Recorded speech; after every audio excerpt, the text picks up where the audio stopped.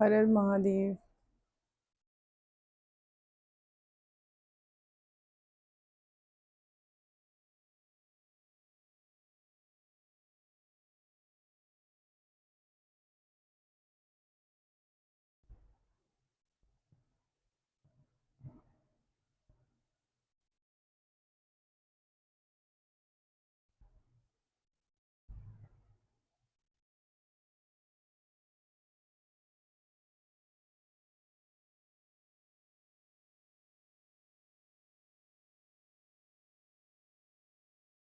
अध्यात्म में आप कितने गहरे जा चुके हो, ये कैसे पता लगेगा?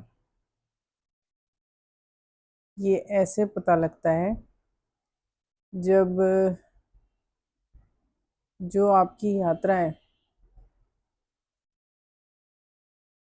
जो आपकी लाइफ की जर्नी है, इसमें जब आप उस तरीके से जीना शुरू करते हो कि आप कोई भी आपके जीवन का कोई भी चैप्टर है, उसको आपने निकालना शुरू कर दिया लाइफ से। ठीक है, वो कोई भी चीज़ हो सकती है। तो अगर आप उसको डिलीट कर पा रहे हो, ठीक, और उसे कंटिन्यू होने से बार बार रोक रहे हो, सुविधाएं जो अवस्था होती है ना, अगर उस अवस्था का अगर फायदा उठाया जाए तो वो भगवान के उसमें जैसे कोई कुछ आपका एक्सपीरियंस होता है, और अगर आप उस अवस्था में रहते हैं ना, तो वो फायदा करती है। स्वधाई अवस्था होती है जिसमें आप बार बार एक ही चीज की यात्रा करते रहते हो। जैसे आपने दर्शन किए तो आपको याद बार बार वो नजर आएगा। और अगर ये चीजें होती हैं ना, तो ये सबसे ज्यादा बढ़िया बातें हैं। ये एक ऐसा एक्सपीरियंस है, मतलब जो 99% लोग होते हैं, स्वधाई अवस्था उनकी, वो उसमें जी रहे होते हैं जिसमें वो ट्रेजेडी मोमेंट याद करते हैं। ठीक है, अगर उनकी ज़िंदगी से लोग चले गए हैं तो वो याद करते हैं। उनके घर में शादियां हुई हैं, पोते हुए हैं, या ये सारी चीज़ें ही याद करते हैं। शादी होना और पोते होना, ये मतलब तय नहीं करता है कि आप क्या पाओगे। ठीक है, ये चीज़ें तय करती हैं कि आप भटकोगे। ये एक कर्म का खाता होता है जो आप कंप्लीट करने के लिए आए हो।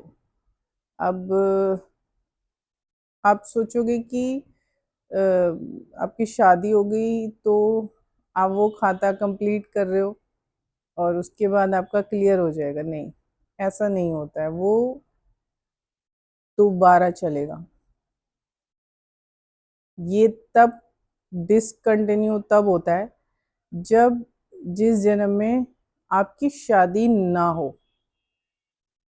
आपके बच्चे ना हो, आप अगर किसी परिवार में जन्मे हैं तो आप किसी से अटैच ना हो, तब आपकी जर्नी ये कंप्लीट होती है। और उसी अवस्था को जीना और उस अवस्था में आना बहुत सौभाग्य की बात होती है। ठीक है, आपकी शादी हो रही है, इसका मतलब कि आपका कर्म का खाता, अकाउंट आपका जो है, वो आपको अब डिसबैलेंस है क्या है, मतलब वो आपको निभाना है हर हाल में। ठीक है, शादी हो गई है, बच्चे नहीं हुए, तो भी आपका कार्मिक अकाउंट चलेगा। क्योंकि ये डिपेंड करता है कि आपने उस जर्नी में रहते हुए अगर दुख भी देखे हैं। दुख देखने का मतलब ये नहीं होता कि आप बिल्कुल कर्म उससे निरोल हो जाओगे, नहीं। निरोल आप तब होते हो जब इस दुनिया में जैसे आप आए होते हो वैसे ही आप जाते हो। लेकिन उस दौरान आपने अगर स्पिरिचुअली ग्रोथ की है, ठीक है, भगवान को पाने की कोशिश की है, चाहे नारायण हो, शिव हो, कोई देवी हो, देवता हो, जिस किसी की भी आराधना को करके आपने उनको पाने की कोशिश की है, वो सबसे पहला और आखिरी चैप्टर होता है जो आपको कंप्लीट करने के लिए यहाँ भेजा जाता है। और अगर यहाँ आने के बाद आपकी शादी हुई है, आपके बच्चे हुए हैं, तो इसका मतलब ये है कि आपका कार्मिक अकाउंट अभी बाकी है। ये कंप्लीट कब होता है? जब आपकी ये सारी चीज़ें उस चीज़ पे डिपेंड करती हैं कि आपने वो जर्नी किस तरीके से जी है, ठीक है ना। अब मेरे माता पिता की जो जर्नी थी, वो उनका जो बैलेंस था शादी का, वो 7 जन्मों का था, ठीक है। अभी उनके 2 जन्म और बाकी थे, लेकिन उन्हें मोक्ष मिल गया, क्योंकि जो उन्होंने इस जीवन में किया, वो एक भगवान को पाने की कोशिश थी। और मेरे पिता तो पहले ही पिछले जन्म में भी वो कर कर आए हुए थे। पिछले जन्मों में उन्होंने बहुत भक्ति की थी, बहुत ज़्यादा। तो उन्होंने तप किया था, तब जाके उन्हें इस जन्म में मोक्ष मिला है। लेकिन इस जन्म में भी उनकी शादी हुई, बच्चे हुए, और उन्होंने अपना जो कार्मिक जो खाता है ना, वो कंप्लीट कर लिया। उन्होंने तय कर लिया कि मुझे यही जन्म करो, और मैं इस जन्म में अपनी मतलब पूरी फैमिली का ये हो गया। तो ऐसा तब होता है जब आप इस जन्म में भी उन्होंने काम किए थे, लेकिन साफ मन रखते हुए। ऐसा नहीं है आपके अंदर चंटपना है और आप सगे भाई को वो कर रहे हो, ठीक है, धोखा दे रहे हो या कुछ छीना झपटी करी है आपने, तो आप यहीं भटकोगे, 200% आप भटकोगे। शादी होना, बच्चे होना कोई खुशियाँ नहीं होती है। ये आपका कर्मों का खाता है जो आपको कंप्लीट करना होता है। ये एक तरीके का खाता होता है, ठीक है। और अगर इस उसमें भी आपने मतलब परमात्मा को पाने की कोशिश नहीं की है, तो फिर आप प्रेत योनि में फिर भटकोगे, फिर आप जन्म लोगे, फिर आप वापस आओगे, और वही सब चलता रहेगा। और अभी का जो टाइम है, इसमें जो सोल जागृत नहीं हुई है और उन्हें अभी भी इन्हीं चीजों में खुशियां नजर आ रही हैं, ठीक है, अच्छा बड़ा घर, गाड़ियां, ज्यादातर बैंक बैलेंस। तो अगर सारा ये बैंक बैलेंस वगैरह ये यही अगर दिमाग में घूम रहा है ना, तो आप यहीं फंसोगे, आप अटकोगे। और एक समय ऐसा आएगा कि आपकी मुक्ति का सोर्स भी नहीं रहेगा, कुछ करवा नहीं पाओगे, आप अपनी मुक्ति नहीं करवा पाओगे, कोई मिलेगा ही नहीं है आपको, आप फंसते फंसे रहोगे इसमें। आप ये मत सोचना कि आपको आपने कन्यादान कर दिया तो अब तर गए, नहीं, उससे कोई पुण्य नहीं मिलने वाला अगर आपने जीवन भर दुखी दिए हैं तो।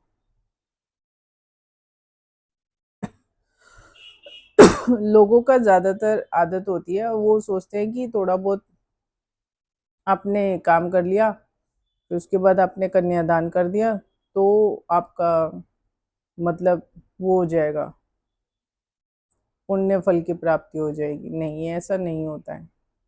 मैंने वो ऐसे लोग भी देखे हैं, उनकी आत्माएं भी देखी हैं जो कन्यादान अपनी बेटी का करके गए हैं, इस दुनिया से चले गए हैं, और उनकी सोल भटक रही है, तो इस भुलावे में मत रहना कि कन्यादान कर दोगे तो उसके बाद आपको मतलब पुण्य मिल जाएगा, मोक्ष हो जाएगा। ये सब पुरानी ढकोसली वाली बातें हैं, क्योंकि फिर वो सोल नहीं भटकती अगर ऐसा होता तो अगर ये सब चीज़ों में आप अभी तक, फिर आपको एक्सपीरियंस होने लग जाते हैं स्पिरिचुअल वाले, आध्यात्मिक, आपको वो होने लग जाते हैं। तो ये आप छोड़ दो कि अपने 2 लड़कियों का कन्यादान कराए या तुम्हारी 4 लड़कियों का कन्यादान कराए, तो उससे कोई मुक्ति मोक्ष होता नहीं है, कोई पुण्य आपको लगता नहीं है, क्योंकि वो भी उसकी भी जर्नी है, तो वो तय होता है। तो इस वजह से उन ऐसे लोगों की शादियां होती हैं, ये मेरी खुद आंखों देखी है। ज्यादातर लोग एक दूसरे के कार्मिक अकाउंट्स, क्योंकि वो लोग एक दूसरे को माफ करते ही नहीं है, तो वो फिर दोबारा जन्म लेकर फिर दोबारा आते हैं, फिर वही चीज उनके साथ रिपीट होती है, तो तब जाकर उनकी शादियां होती हैं, बच्चे होते हैं,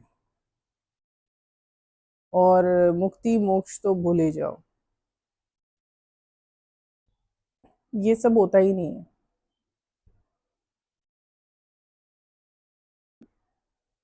फंसी हुई आत्माएं, आप इन चीजों में अगर बड़ा वो देख रहे हो ना कि आपका बेटा है या बेटियां हैं, या उसमें आपने कन्यादान कर दिया, या आपका बेटा आपको उतार देगा, पिंडदान कर देगा, तो आपका कुछ भला हो जाएगा, नहीं होता, कुछ भी भला नहीं होता आपका। तो ये सब चीजें ना इस जो ये समय है कलयुग का, इसमें तो हो गया, ठीक है, आपका कुछ नहीं होने वाला अगर आप जागृत आध्यात्मिक उसमें नहीं गए हो, और अभी तक आप, और लोग ज्यादातर क्या कर रहे हैं कि कोई तुलसी की माला भी घुमाएगा ना, तो वो दूसरे के नाश के लिए घुमाता है आजकल, ठीक है, तुलसी की माला उस पे करके और वो किसी के उसके वहां फेंक देना, ठीक है, किसी मूर्ति के आगे क्रिया कर देना, तो वो उन्हीं का नाश होता है, क्योंकि जब आप नारायण को अपने भले के लिए याद करोगे तो वो आपका फायदा